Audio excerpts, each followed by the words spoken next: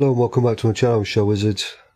I'm going to have a talk about global company a little bit because there's some contradictive information, or that's the right word, some information which is a little bit contradictive of what it kind of says.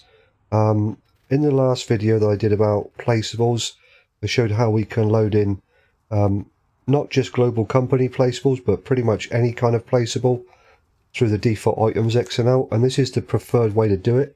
This is how Giants have kind of structured the game, where you can purchase a placeable in game, put it on the land that you own, or you can load it in directly through the default items XML, so you have it at the start of a new game save. This is the preferred method, but with Global Company, it's a little bit different because they've integrated the ability to actually have the mod in the map itself, so you actually import the mod into the map and set up some user attributes, and it's designated or tied in to the particular farmland. So the actual mod, the factory or whatever it is, will be there on the map, but you just won't be able to use it until you actually purchase the piece of land.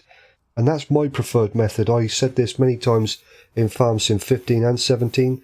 Where possible, I would always prefer to import the mod into the map and then build the map up around it than actually have it as a placeable. Well, that's kind of changed a little bit with 19, because even though it is heavily structured around the placeable system, we now have the default items XML, which gives us the ability to actually bring in the mod to the map at the start of a new game save, and still be able to create our map around it, because it won't then use the same parameters as it does as a purchased placeable in game, and all of the collisions and things like that which would be associated with the placeable system in game will be kind of null and void.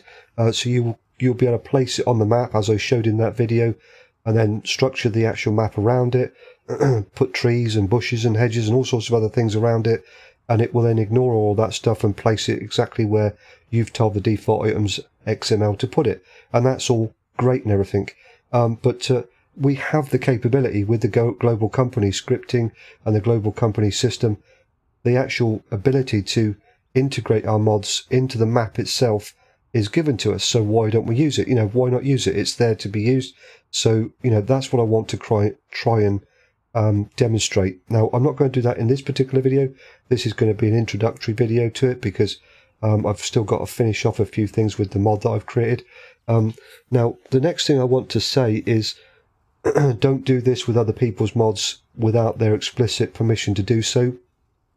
And the reason why I'm saying that is, if I actually go to the forums here, there's loads and loads of information here. I've actually got this translated into English from German, and it sometimes is a little bit difficult to read, but from what I've actually managed to figure out so far, and I've come to this particular page, it does say here that it is forbidden to integrate any files of the global company, which also includes mods that are in maps. It must always be referred to your mods folder. Again, this is what I'm just taking from the poor translation from Google Translate here, which means basically that scripts cannot be included in the mods via the mod desk. All placeable objects may not be copied into the map and installed by Giants editors. So everything must be in a mod form, a placeable mod form, in your mod folder, and then either purchased in game and placed on the land that you own, or loaded into the game or loaded into the map via the default items XML. But if we then go to the documentation for Global Company, it actually gives us information here for not only the placeable version, but also a map object, and then explains here how it can all be set up as an actual imported mod in the map and then tied to certain farmland. So I would say that this is a translation thing, that the capability is there, but what it's kind of saying is you can do it with your own mods, just don't do it with anybody else's. Again, unless you get their explicit permission to do so, which is why I've actually made my own for this very purpose. So I'm not going to be integrating anything into the map or mod desk or wherever else that's got anything to do with global company. I think the only one that I probably will be including, which is kind of the only way that it will work, is the global company checker script. But that has to be integrated into every global company mod desk anyway. So if it's allowed to be put there, then I don't see any reason why it wouldn't be allowed in your map setup. But any other scripting to do with global company will need to be in the mod folder in a separate mod. And perhaps that's what it means, that the main scripting for global company must remain as a mod in the mod folder, but everything else can stay in the map. But again, I would still say, do not use other people's mods in this particular fashion, which I'm going to be showing in another video, because this one's going to be an introductory video to all of this, just having a bit of a talk about it and a chat about it. And I'd love to get your feedback in the comments on what your ideas of all of this are, if you have looked into the global company stuff. So yeah, as I was saying, don't use other people's mods. Make your own if you can, or get permission from them, or use the preferred method, as I showed in my previous video, of loading the mod into the map through the default items XML. So I've actually gone ahead and made some edits to the Felsbrunn map here. This is my sample mod map, and I'm using the placeable system through the default items XML. These particular easy sheds are not imported into the map. They are brought into the map through the placeable mechanic through the default items XML. I've also created an area here for where I will actually be putting my mod, and I want to just show you here that it is a placeable. Originally it was set up as a placeable, so I have this Gens wood crusher which I've created, built this in Blender, and then joined all the parts together in the XML to give me all of the animations and whatever else. So before I actually do that, I'm going to need to purchase the land, because that's just the way the system works. So you have to buy the land, as you already know, to put any placeables down. So we'll buy the land here, and then I can go into the store and actually purchase the mod and then put it down on the map. So this is where I will be setting it up in the next video, but not as a placeable, as an integrated mod in the map itself, and then setting all the user attributes up and everything, and whatever else. So if I actually go into the global company menu here, you can see by pressing Ctrl G, this is the seed maker, which is loaded into the map through the default items XML.